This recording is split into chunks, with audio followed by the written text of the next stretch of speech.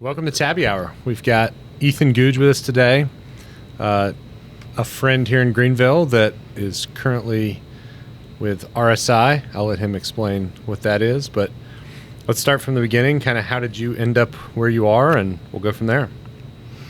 Yeah, so Retail Systems as a point of sale and payments processing provider. But I got into it because of the restaurant business. Went to college at App State, got a degree in actuarial sciences, and then when I graduated, just kind of decided I was going to disappoint my parents, so I went straight to the restaurant business. There you go. Attaboy. What was that science? Actuarial sciences. What does that entail? So I had a double minor in mathematics and statistics. Took a lot of classes in insurance, which is the industry you work in as an actuary. Okay.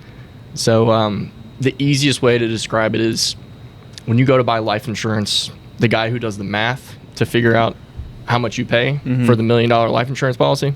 Actuary science guy. Yeah. There's property and casual too, right? So, But honestly, when I finished up, I was just irrational fear of a cubicle. So disappointed mom and dad went to the restaurant industry. Yeah. They put good money to put you through school, and you disappointed them and go into the restaurant industry. How did you break the news to them? And then obviously you won them over since then. But Oh, sure, yeah. how did that go down? My parents have always do what you want to do. Yeah. Make your own decisions. Find your own way. They've been great like that. And for whatever reason, I just had an affinity for the restaurant business. I've been doing it a few years before I even got my degree. And, Where was your first job in the restaurant industry? First job? Yep. I worked at the Fats Cafe in Elizabethton, Tennessee. Shout out to Fats Cafe. What's that? Shout out to Fats Cafe. Yeah, shout out. They're closing them, aren't they? Well, the one I've been to, I've been to one, and it was pretty good. Yeah. Yeah. The one in Elizabethton, first of all, Elizabethton, Tennessee, not a lot of 5-star dining there. But Go figure. Yeah. No, Fats Cafe is one of the good places to go eat there.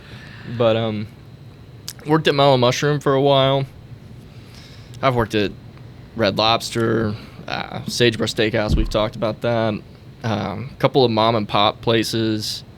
I've worked at a couple places here in Greenville. A couple customers' places. You got the true restaurant journeyman story. Worked here for 3 months, worked there for 9 months, worked there. Yeah. But it's part of the story, right? Oh yeah, it was a lot of in between management jobs. Sure. Yeah, I need to pay rent, so Gotta we'll do go what down you the gotta do. street and get a job as a server. But yeah, so I graduated college. Decided that the restaurant thing was something I wanted to really pursue. Took a job as a kitchen manager with zero experience in a kitchen. Never. Surprisingly, not that hard to do. I mean, not to steal your thunder, but the kitchen manager is like, "Oh, you want to do this? Okay, yeah, you're hired." Yeah. Are you willing to? Are you going to work 80 hours a week? We'll give them a little credit that it was a little harder back then than it is now with the staffing crisis. Well, I don't know. That was even easier. But so kitchen manager, no experience. No experience. Yeah, 22 years old. I got 3 weeks of the 6-week training course. Typical. And came right back to it. But I just enjoyed it. I don't know how you describe it. I mean, you guys have worked in restaurants. Like, it gets in your blood. Yeah. Well, there's an energy in the restaurants. Yeah. I think once you've been in it, and Brad and I can both speak to this, there is a rush that comes with a full house. Kind of that pressure that you feel about, hey, I've got to get the food out, and people are counting on me. And you're the ones, either you're the expediter, or you're on the line, let's say. But I mean, it's you got to get it out. So, kitchen manager, you're in there. Yeah. And when you finish the shift, it's like everybody just goes around and congratulates themselves, like they just want to. It's like winning the Super Bowl when you're done with a big shift. It's like, oh. Talk about Father's Day or Valentine's Day. Yeah. I just remember the whole kitchen going out by the dumpster, sitting on milk crates and smoking cigarettes and drinking beers. we were, but we would catch him doing that. Oh yeah. Yeah. I mean, it's like you just survived combat. So So But- ended up. How did you end up in Greenville? It was a mutual decision for me to come to South Carolina. I like to joke that I was shipped here. But I also kind of asked for it. There was a restaurant in that chain I was working for out in Gaffney. And they were losing wasn't successful, right? Not a successful restaurant. So we had some success with the one that I was working in North Carolina. And they asked me to go down and, see what you can do. And, did a pretty good job. Not good enough. It was one of those situations where we're losing $10,000 a month. Can you maybe put $100 in the bank? And I was like, yeah, I think I can do that. And we did. And then, we popped champagne because we put $100 in the bank. But we couldn't quite get it where we wanted to. So I ended up leaving there. It's funny, actually. My boss at the time calls me and he says, I need you to give me a reason to keep this restaurant open. And I he said, asked you that. Yeah. And I said, please don't. I have zero reason to keep this open. Yeah. I'm ready. I was ready to move on. Yeah. So we briefly talked about me going back to North Carolina, working in 2 or 3 other restaurants that they also had. And then I said, I think I just want to stay. Yeah, I think I'm just going to stay. I had an apartment in Spartanburg at that time. So I got a job serving tables at Red Lobster for a summer in Spartanburg. Cheddar biscuits. Oh, man. Cheddar Bay biscuits. You learn a lot about life, waiting tables on a Saturday evening at Oh, Red yeah. Lobster. Oh, yeah. They tried to get me to go to management. That was a funny story, too. 'Cause, You had to bob and weave that one. Oh, yeah. Yeah. Yeah. I applied for that job at 8 p.m., something like that. I get a call at 8:45. Can you come in? You want to come in? Really? Yeah, no, for real. You got the job. Like, I didn't even interview. No, You I got it. applied to be a server, right? So I go in the next day to interview, and she spends most of the time asking me why I applied to be a server. And I'm like, I just want to work my hours and go home. That's what I want to do. I've interviewed somebody on a Tuesday morning. Granted, they were a rehire from 3 years ago. I've interviewed somebody on a Tuesday morning, and they were working Tuesday night with the uniform. Mm-hmm. Of course. Oh, yeah. Oh, yeah. That's When, the hack. when in do the you want me to restaurant start? industry. Can you start right now? Oh, yeah. Oh, yeah. But, so, of course, I got that job. Served tables there for a little while. They approached me a couple more times about, Red Lobster, I mean, they have an amazing management program. I mean, they made that very clear to me. But I just had it in my head, I don't want to work 65 hours anymore. So then I got approached by Bad Daddy's Burger Bar to be a manager for them, and I took it, which made no sense. So I went to go work for them for a while, and that was how I moved from Spartanburg to Greenville. And I was there for about a year and a half. Enjoyed that. The one on Augusta? No, so that one actually opened... After. What? Yeah. That was How recent. long ago? It was 2 years ago. I think it's recent. Yeah. Yeah, I didn't know. Yeah. The Greenville one... the Greenville one. I say that because at the time that was the only Greenville one. Mm-hmm. Over at Magnolia Park. Had been there for a few years before that. I gotcha. Yeah. Actually, one of the only franchises, I think. Is it? Yeah. The rest of them are corporate owned. But yeah, I was there for a while. Really enjoyed that one. And then got approached by Postec to, I applied for the job. Was looking for something, again, 9 to 5, weekends off. Applied for that job. Started working there. That was my intro into the point of sale and payments world. And honestly fell in love with it. Worked there for a while. What was your first position at Postec? So, on Indeed, the listing was a restaurant technology consultant. That was very appealing to me. Sign me up. I know all the technology of all the restaurants. Yeah. I'll consult. It was a sales job. Yeah. But, I mean, All B2B, right? all B2B, there's a reason they put restaurant technology consultants. That you can't be successful at it if you don't have a consultant attitude, I guess. I mean, that's all sales, in my opinion. Yeah. Consultant first, salesperson second. Through the whole journey. Yeah. So you got to, do your research, know what you're talking about. Otherwise, I mean, we're talking about restaurant people here. They just move on, Well, they can sniff out BS. Oh, yeah. Right? I mean, it's just kind of, that's the name of the game in the restaurant industry. You see vendors come in and try to sell you on something every day. And so you kind of put up your defense, and it's like, okay, someone's coming to sell you something. It's like, well, what is that going to do to my margins? Yeah. And you have limited time already. Correct. Yeah. So you made the transition to PosTech for the consulting job. What happened next? So I found out it was a sales job. The bait and switch. Yeah. No, they were very upfront about that. But yeah, I came on there, and they, at the time, they were trying to get into the cloud point of sale. I'm not going to say industry because it's all the same industry, but it is a very different segment of the industry. Sure. What year is this? This is, 2015, 16. Okay. Yeah. So you've got Clover and Toast hot and heavy in the space. Sure. Taking over the cloud-based space. Mm-hmm. Taking over the kind of the older part of the space. We were selling Toast at the time. Yeah. Yeah. So we had Toast. We had what was called Mobile Bites at the time, and then Micros was, of course, our flagship product. That's where the majority of our customer base was. They had made, they had built a company around selling that product, and it was very, the first couple of years incredibly educational. It's a side of the restaurant business that I'd never seen before.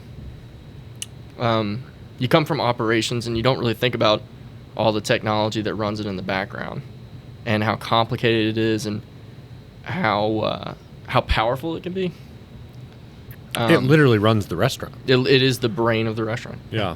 Yeah. Like, especially today with delivery and with the Yeah. things that are happening. I mean, it's loyalty programs. Mhm. Everything is ran. Most people have no idea. Even the restaurant workers have no idea. Yeah, like I said, I came from an operations background. Yeah. The first 2 years were purely educational. Yeah. So what do you think it was? I mean, you were a young guy. What do you think it was that kind of propelled you in that portion of your career? I guess because I wanted to learn. I really wanted to know more. I was hungry to find out what drove it all. And I was relentless. Yeah. Any sales job. I remember, some of the first sales calls I ever went on, my hands are shaking because I don't know what I'm going to say. I don't know what I'm going to do. I've never done this before. Yeah. I'm not a salesperson. It's the first sales job I've ever had in my entire life. So if you're not relentless, then it's pretty easy to just say, make your own schedule. Pretty easy to say, I'm just going to go home today and But you make no money. You make no money. Yeah. You So make no sales money. is a beast. It is. And Brad and I have talked about sales in the past, and I did a sales job before, and it's like you learn a lot about really, how to proposition, somebody and say, look, this is what I have. What I have is more valuable than the money in your wallet. You're basically trying to get them to give you money for what you have. And selling somebody, the whole, sell me a pen, right? That whole Wolf of Wall Street, I forget his name, but yeah, it's like if you could sell a pen, you could do anything, right? Sell somebody something that they use every day. Sales is tough. For you sure. got to learn how to deal with rejection. Yeah. But you're used to it because you've been in the service industry, and True. you deal with rejection a lot. Maybe. I don't know if that's putting words in your mouth, but that, to me, was very true. The service industry kind of hardens you in a way. Oh, yeah. For a lot. Yeah. I think, my kids will work in the service industry. Yeah. Should be mandatory. Should be mandatory. Yeah, We've talked Yeah. about that on this show Yeah. before, like 2 years. Yeah. Everyone, or at least 6 months. It teaches you how to talk to people. Yeah, teaches you how to deal with people. Yeah. Teaches you how to be an employee and a coworker too. Yeah, yeah. How to be a good coworker. Like How to work as a team. Yeah. Yeah. A lot of transferable skills, and I think when you there's always a stigma. It seems like there's always a stigma about people who work more than just the college years in the service industry. Because like, okay, get a real job. Right. You're 25, you make something of yourself. But there's a lot of people doing really well in the service industry that are not necessarily, they're not even managers. Oh, It doesn't mean that you're just because you have a manager title makes you more anything. Oh man, I used to work with a guy at Postek that he was a sommelier at Cut in Vegas, Nice. and I mean, Probably made some good coin. make some good money. Yeah. You can make a career out of it, for real. Well, if you're a good bartender, I mean, you can always pick up a shift almost any time if you have those good relationships with your previous owners. And it's like, hey, man, you need somebody to spot Friday night? For sure. I'm in. There's some really professional bartenders out there. And I think that's kind of the basis of what we've started to think about interviewing bartenders here is you show up to a new town, you're traveling for work, you're traveling for pleasure. You go to the bar or the restaurant, and you're probably going to sit at the bar, and you say, "Hey, what's going on? Where do I go? What's the happening thing?" They're the mouthpiece for the community of the going out scene. Oh yeah, I did that. I was in Savannah a month or so ago for work, and I did that in Savannah. It was one of the best times I've had on a work trip. Yeah, It was great. good recommendation. Yeah. So that's how we met. I showed up to Josh Bartley. We sat down at a table with him, showed him Tabbi. He said, "This is awesome. I'm in. But before you mess with my point of sale system, call this guy. Call Ethan at Postek and make sure that this isn't going to melt anything and that you guys aren't going to steal all my money or something wild. I don't know." BB was all board, but he's like, run it by this guy. If he says it checks out, then we can go forward. So that's how we found Ethan. Yeah, and Josh, man, he trusted that company implicitly. He was a great. I would say he's a great partner for us. Not a customer, he's a great partner for us. I think he's that way with a lot of people that he works with. But yeah, that was interesting. And then you guys brought me this crazy product, and basically pitched me. And by the end of it, I was like, "This is pretty cool." Like, this was worth 45 minutes of my time. Yeah. Well, and then, go to dinner, our wives meet, everybody becomes friends, and it's kind of history from there. But Yeah. it's interesting as we navigate, people, I think that there's in the back of people's minds, they think, oh, integrate into the point of sale system with something like Tabbi. And then you're just, of course, that's going to spread like wildfire. Everybody's going to just download it. But the realities of the kind of the intricacies and the workings of how the POS industry works. I mean, how many different point of sale systems are there? Payment terminals, all the stuff we won't go into, but like, it's a complex space. It's very interesting. And, there's a term that got thrown around back when the legacy point of sale systems kind of controlled the market. And it's not a term that's unique to the point of sale industry, but the walled garden that, they really want to have strict control on the products they integrate to and how much money they're making on the products they integrate to. Of course. And all of those things. It's data and transactions, and they own all of it. Yeah. Yeah, I think, a lot of the guys out there now are marketing their point of sale platforms as just that, platforms, as transactional platforms in which, the customers interact through third-party applications. But the point of sale companies realize that their own value in that relationship, Well, and that's why they still require you to go through their payment processor. Because they still want a piece of the pie. Of course. Which, That's fair. That's fair. Yeah. Totally fair. Yeah. Yeah, the payments process, it's interesting now that Jared Isaacman at Shift 4 is going to space and commanding the first all civilian mission to space. The payments processing industry is kind of becoming sexy. People Yeah. going to space. Yeah. It's kind of cool. This guy that owns the largest private fleet of fighter jets and has his own flight school where he trains people how to I fly didn't fighter know that. jets. I'm You gonna didn't know? have to go research this guy. Jared Isaacman's a very interesting guy, man. Yeah. A brilliant guy. But yeah, it's cool. It's Well, cool. Shift 4, for those who don't know, give us a quick rundown. Oh, sure, yeah. So, Shift 4, Jared Isaacman obviously started the company very, very young, built his own payment rails, we'll call them, and has grown exponentially since that was actually accomplished. And he's just an interesting guy. Yeah. Such an interesting guy. And I've been on a few conference calls with him because, there was a relationship between POSTECH and Shift 4. And it's just it's a cool company. They're sending people to space. Yeah. That checks the box. Yeah. Tabby's yet to send anybody to space. Yet. Soon enough. I'm not going. Nobody's putting me in a spaceship and launched me into the. No. Not happening? I trust Elon. I'd do it. He's going to get us there. Yeah. I mean, Jeff did it. Jeez. So there's a Netflix or there's Has a Netflix Elon been to documentary. space? No. Mm-mm. So Jeff beat Elon to space. That's wild. Are we calling that space? Yeah, that's true. I mean, not to rain on the parade, but like Yeah. Further than I've been. the guy went. Richard Branson and Jeff both. They floated for a bit. I'm not knocking it. I'm just saying, like, well, my idea of space is like the Jetsons, and so yeah. didn't really see, like, he went up and came down. I feel like Elon's just going to be like, yeah, I'm going to Mars. Yeah, the first time he ever He just goes doesn't to come space. back. Going Yeah. all the way. He just doesn't come back. He's Yeah. just, I'm there. Yeah. That would be wild. The first time you ever get on a rocket, I'm gonna Just go take off. for it. You were saying Netflix documentary about.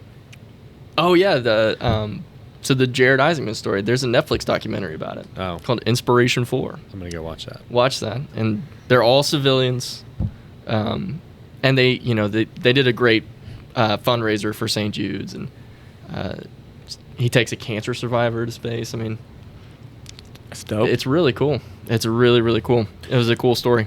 So what do you see changing? I mean, obviously the transition to cloud-based, everybody's trying to get into that space. But what are kind of the hot topics right now in the point of sale space? Yeah, so you have to have the full stack, I guess you would call it. You got to have online ordering, got to have the loyalty program, got to have, quite frankly, as many features as you can possibly build into the point of sale to make it one solution for all. I don't know if that's actually the right path to go. It's really hard to build a point of sale product. It's a lot harder to build a loyalty product and an online ordering product and a payments processing product and a point of sale product. Whoever does it, though, will have the lion's share. We'll And see. It's Toast right now. Yeah. I'll Sure. go out there. I don't know if you can say that out loud, but I can. No, Toast has been I don't want to say buzzword. What do you call that? The guy to take down for years now. There's a reason they've earned it. Yeah. Absolutely earned it. They've got a great product. I have Toast customers. I've sold Toast, and I can't knock it. Can't knock it. It's a good product. There are other good products out there too. And some of them. What makes Toast unique to you? So the software platform is actually user friendly. They offer a lot of great products, and they market themselves really well. Yeah. There's plenty of things that people like me can point out about them that might make them a bad decision for a restaurant owner, but you can't knock the fact that they've got a good product. They just do. For your average mom and pop, single location restaurant, is that the right route, or is it dependent on kind of their margins and what they can afford? I would say no. I'd say absolutely not. Yeah, there's a lot of, like you said, there's a lot of products in the space. So Toast has kind of the buzz, Yeah. but there's a lot of great companies that may fit your particular restaurant, bar, etc. better. Sure, yeah. So I mean, a big part of it is relationship driven. And for a mom and pop with a single location, they tend to want a lot for their money. And they deserve to want a lot for their money because they probably are working harder for it than the guys at the big companies. So, the local resellers try to bring a lot to the table for whatever money it is that they're paying that company. So I think that's probably the most wholesome thing I can say about why you shouldn't go with Toast. So has delivery kind of been the gold rush of the last 3 years? Yeah. There's a lot of venture capital money behind it, right? But if you talk to the restaurant owners, they don't particularly like it. They hate it. Yeah. Well, it eats into the margins. Again. Yeah, I think the most common number you're going to hear is a 30% cut from the delivery partner. They get 30% of whatever it is. I mean, what are the margins in a restaurant? Average margins in a restaurant are 8 to 10%. Yep. So it's providing a utility that they can't live without. Mm-hmm. But it's absolutely gouging them. Yeah. And Absolutely. it's also, I think I blame delivery for the decline in customer service. Simply because the business owners have said, okay, we'll adapt, because the business owners in the restaurant industry will always figure it out. Mm-hmm. And everything's gotten more expensive, which is just inflation. Sure. But customer service has gone down because where does that margin get pinched? Payroll. Right.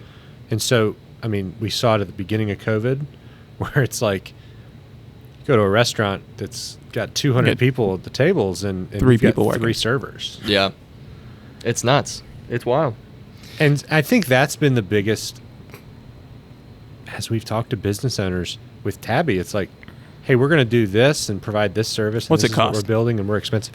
We get cut off with what's it cost. And we're like, oh, no, it's free for you. Yeah. And Okay, they're like, keep going. Oh, no, this is awesome. Keep going. That's how it goes. Yeah. They won't hear anything until they know the cost, which is fair, right? Mm-hmm. I mean, if you're running on, 8 to 10% margins anyways, you don't have a lot of discretionary dollars left to go squirrel away with some app or, a slick talking salesman. Well, you put it really well earlier. They're like, how many people like me are walking in the door on a daily basis asking you to spend money too? A lot. You got to be skeptical if you've got that many people. Well, all the reps, right? They're coming into your restaurant telling you about this latest, distillery or this latest, hardware, software, something that's going to just boost your profits to, And those are generally more of a partnership. Right. You get to know each other and it's like, hey, man, let's try this. No cost to you Sure. if it fails. But the bar owner, restaurant owner is already getting pinched at the payment process. And you can talk the details of the payment processing and the POS and all the fees that are getting taken out there. You had 30% to that for a DoorDash order. That then is cold. Is cold, no fault of the restaurants. Right. Because they picked up 4 orders on the way to your losing house. product. It's wild. They picked up 4 different orders on the way to your house. And that's the problem, right? You have no control over your product once it leaves the kitchen. Right. And so there's a lot of restaurants that basically, if that product is not, or that item is not, eaten within like 10 minutes after it's cooked, I mean, it's losing product quality instantly. But you know what's wild about that? I could probably name off the top of my head 10 restaurant owners, and 4 of them with very popular establishments that would say, my takeout sales now account for 45% of my business. So it's worth it. Yeah. It's nuts. It's crazy. The pandemic obviously spurred that, right? But it hasn't stopped. And So- people are changing their business models to match this stuff. Yeah, off-premise was the buzzword in 2020. Everybody was trying to figure out a way to take their product or their menu and either make it to go, figure out a way to partner with a delivery, channel. Right. But at what cost? Yeah. I think the most interesting thing as we kind of develop the exterior extra stuff that we're building with Tabbi is nobody's really done this right yet. Nobody's done the completely seamless contactless payment mixed with a loyalty program wallet mixed with a social component. No, you're absolutely right about that. Nobody's done it. Yeah, you're absolutely right about that. And there's a lot of barriers of entry. Oh, for sure. Yeah. There's a reason. But if you get it right, It's challenging. But if you get it right, what you can do with it is it's kind of mind blowing because you could take it in so many different directions and build so much off of it. You know, we were having a conversation the other day about once you become a platform, you know, that's when you can kind of just watch people build on top of what you've built. yeah, you start creating SDKs and APIs and go from there. Yeah. So There's cool. there's an opportunity for that. Yeah. So tell me about the transition to RSI. So you left, how long were you at PosTech and then? About 4.5 years. Okay. About 4.5 years. So I started working in RSI, and it was a crazy experience. PosTech was acquired by Shift4, which is, you know, why I know so much about Jared Iserman and why I've been on conference calls with the man. And I started to take a look around and see, you know, what some of my options might be. And I started talking to RSI in, I guess, you know, October of last year. And family-owned company, very large and successful. And they really care about service, you know, which PosTech did too. But I've enjoyed it. You know, it's a good company to work for. I'm much busier than I was before, which is always a good thing. Traveling a lot. Busy's good. Yeah, busy's always good. But I'm happy I got to, you know, stay in the same space and still try something new. It's a busy year for you. Yeah. Yeah. You're changing jobs, Mm-hmm. getting married Yep. in March. March. End of Yeah. March. Yep. It's exciting. Congratulations. Allie changed jobs too. And Yeah. both of us changed jobs. Yeah. It's been a lot of change. My wife changed jobs. Georgia changed jobs. Yeah. It's been a lot of change. An interesting year. Seems like ever since the pandemic, things just. It's becoming more. change. That's becoming more normal though. Mm-hmm. It's, you know, our generation is, there's almost like this idea of just adding a line item To the resume. to the resume and let's just go try something new and Every 2 years. diversify. Yeah. Well, that shifted for a lot of people in 2020, right? Because that was something that forced you to wake up and say, like, do I want to do this Yeah. long term? And with the, you know, plethora of jobs out there that allow you to work remote, you know, where do you want to live? All these things kind of opened up. Mm-hmm. For So sure. for you found a space that you enjoy, and you know you've obviously transitioned to a different company, but you're still in the same, you know, segment, right? So Yeah. kind of an and- extension of where you were. And I'm working with the same customers too. So when Shift4 acquired PosTech, they basically said, "Hey, look, Heartland, who now owns what used to be called Mobile Bytes, is a direct competitor of ours, and we can't allow you to service or support that product anymore.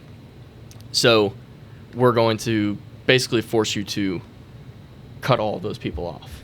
Which You decided non-solicitation, essentially. Exactly. Which that was my customer base, Yeah. because I had been focusing on the cloud product, and that was Heartland Restaurant. So I had to, you know, that it definitely factored into my decision about whether or not to leave PosTech. Was, you know, I've worked so hard to cultivate this customer base, and I have played the role as account manager to these people, and I would just feel good about myself if I stuck with that customer base and kept on helping those people.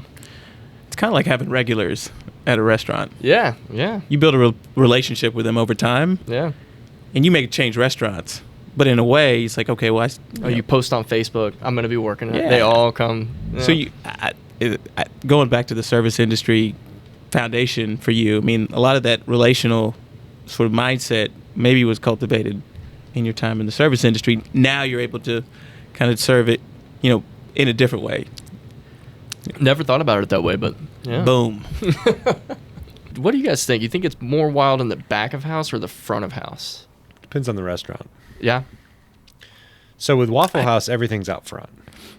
Yeah, there is. Well, I mean, There is no back of there is house. no back of house. There is a prep area in the back and a storage area, but It's a 3-compartment sink and like a prep table. Right. Not much. and a lot of the restaurants don't have a swinging door anymore, Mm-hmm. so it's just kind of wide open. Everybody hears everything that happens. Yeah. But in bigger restaurants, I mean, the swinging door, as soon as you go back behind the swinging door of the back of house, it's the Wild West. Oh, for sure. People like put on their game face to go out front, Oh, yeah. but it's wild. Yeah, for sure. I don't know which I would say. I guess I would say, based on my own experience, the back of house. But, man, some crazy stuff happened in the front of house, too. You'll get an education in the back of house, though. Some of those old shift cooks. An education that your parents don't want you to have. Yeah. Well, to what you said earlier, I think if it was mandatory, there's an appreciation that you get being in the service industry for service industry workers. Mm-hmm. Mm-hmm. And what was crazy about the pandemic is, okay, they were, what was the service industry workers, basically all the nurses were all considered Frontline workers. frontline workers. Is that what it was? It wasn't frontline workers. It was basically they were given, like, if you had to get to your job, you could go because you were either a nurse or like a bartender. Yeah. But it was basically, at that point, we didn't know how far the pandemic was going to go, and restaurants were barely afloat, most of them, during that time. But it did teach you an appreciation. I think a lot of people learned a lot about the service industry during COVID because, it takes, like, it's not you getting your takeout order in 15 minutes or 20 minutes after you order. It doesn't just happen. Like, there's a lot of people that have to work really, really hard to get you that order. But the point is, it's just one of those where there's now, I think, an appreciation for the service industry that probably should have been there all along. You see the signage, for sure. the signs up like, hey, be kind, we're short-staffed. Yeah. And, like, I hope that stays post-COVID. What are the biggest You just don't know. challenges? What are the biggest challenges both of you guys see in the next 5 years for the restaurant industry? Staffing, we know. What's the race to automation is where That's exactly what who I can was gonna say. automate Well said. the Yeah. best, because like you said, it's labor, and that's not going to change. Yeah. There's an exodus in the service industry. I think it's like 20 million jobs vacated or some crazy number, enough for every restaurant owner or ownership group to say, like, we have got to figure out how to automate this process and then leverage analytics to really,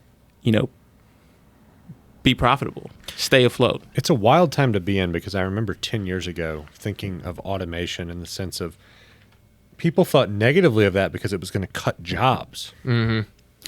It's shifted from we don't have any people to work. We're not cutting jobs. We're filling holes. Yeah. With automation. Well, the demand is still there, yeah.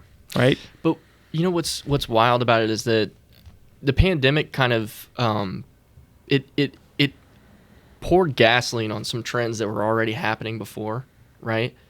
And it's kind of done the same thing in the restaurant business, where working in the restaurant technology space, the ability to scan a QR code and pay for your bill has been along for a while. Yeah. But nobody really thought about it until pandemic rolled around. Online ordering has been around for much, much longer, but nobody really thought it was a necessity until that happened. It's really strange. And now we're getting to the point where, I can print off a QR code for any one of my customers, say, here, slap this on your table. People can scan it, order, hit pay. It'll print in the kitchen with the table number on it. And then somebody can just run the food out there. They don't have to talk to a server. And you can put one of these on every single one of the tables in your restaurant, and you can have 3 food runners that run all the food to people. But the customer doesn't like that. The customer's not going to like it. And the no. server doesn't like it. The server doesn't like it either. Well, the server doesn't like it. They may like the efficiency of it, because what servers want to spend the time on is upselling and kind of the schmoozing, if you will, Right. to get the tip. But as soon as the food's at the table, they're moving on to the next table. Typically, But we were just having a conversation about plugging holes, yeah. not whether or not the service industry likes it.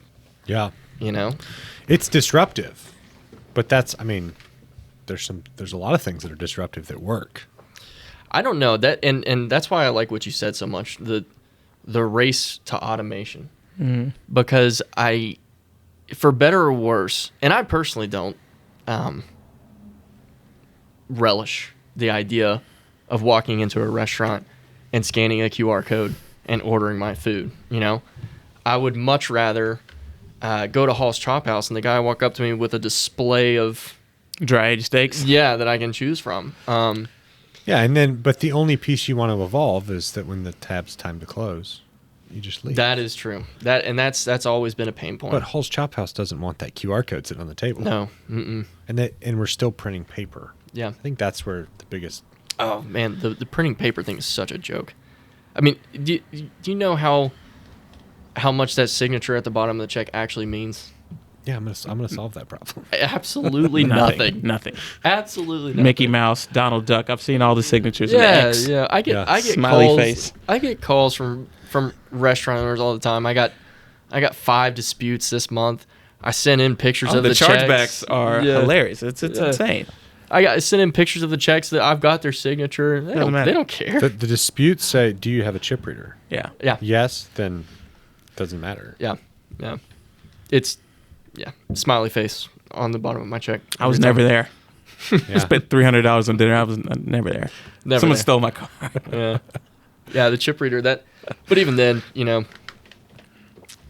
the chip reader is great and all, and it does solve a huge problem, and the technology behind it is very interesting. It's the same thing as a 2-factor authentication, just like when you log into your Facebook page from a computer that you've never used before. Literally the same concept. But even then, you know, it's not, there's got to be another level of security. I have no idea. If I knew what that was, then I wouldn't be selling POS systems, but there's going to be another level to it. You'd be on a yacht somewhere. I'd be on a yacht somewhere, yeah. Well, it's an exciting space to be in. It's an exciting space to just be creating things in, which is really cool. Mm-hmm. So, Ethan, I look forward to the next couple years of our friendship, and as we kind of grow this company, and Absolutely. we'll see where it goes. But we may just have to turn you into a recurring guest on Tabbi Hour. It just keeps coming back. I would enjoy Celebrity that. guest. Celebrity guest. Yeah. Appreciate the time, Ethan.